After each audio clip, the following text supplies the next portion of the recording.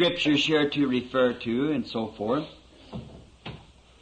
I was amazed yesterday as I heard that, picked up the paper, and where there is what the commercial world calls a bumper Christmas. यहाँ उल्लेख के लिए बहुत से वचन लिख रहे हैं और आदि आदि। कल जैसे ही मैंने सुना मुझे आश्चर्य हुआ, अखबार उठाया जहाँ ये व्यावसायिक संसार कहलाता है, बड़े दिन का उछाल या बम्पर।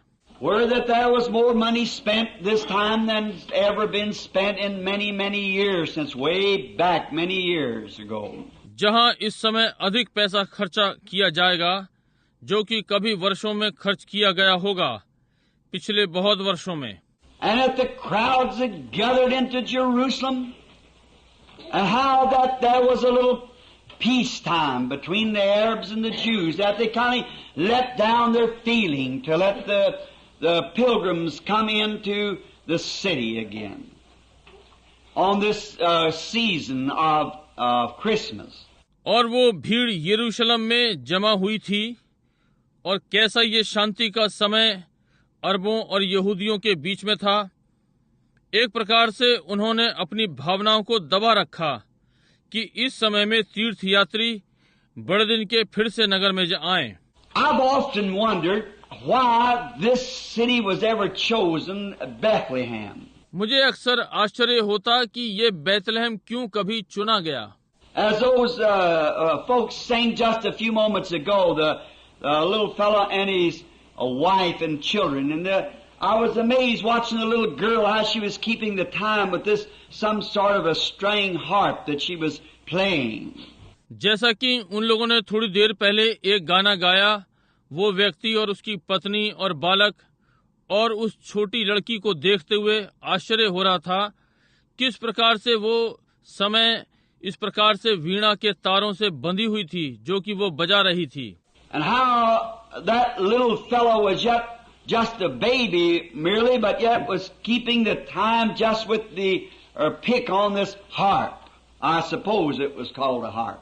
और कैसे वो छोटा जो अभी बालक ही था, परंतु फिर भी समय ताल से था, या इस वीणा से मैं समझता हूँ इसे वीणा कहते हैं। Now, and then I'm thinking of Bethlehem, and why did it happen to be that it was chosen to be the birthplace of the King of Kings? अब और फिर मैं बैतलहम के विषय में सोच रहा था, और ये क्यों हुआ कि इसे राजाओं के राजा के जन्म स्थान के लिए चुना गया। And you know, Bethlehem is a small place, very small town. I've often wondered why God didn't choose a more religious place for it, for this great event, such as Shiloh. और आप जानते हैं कि बैतलहम एक छोटा सा नगर है। मुझे अक्सर आश्चर्य हुआ कि परमेश्वर ने क्यों नहीं इसके लिए अधिक धार्मिक स्थान को नहीं चुना इस महान घटना के लिए, जैसे कि शीलोह। Shiloh was the first place the ark was set after it crossed Jordan. Or Gilgal, another great religious city. Or Zion on the mountain, another great religious city. शीलो वो पहला स्थान था जहां तंबू वो वाचा का संदूक यर्दन पार करने के बाद रखा गया था।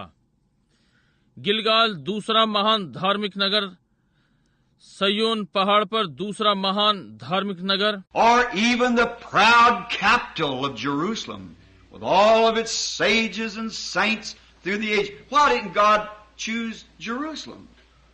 Why would He choose Bethlehem? या यहाँ तक कि महान राजधानी यरूशलेम, जो युगों से होते हुए महात्माओं संतों के साथ, क्यों नहीं परमेश्वर ने यरूशलेम को चुना? उसने क्यों बैतलहम को चुना?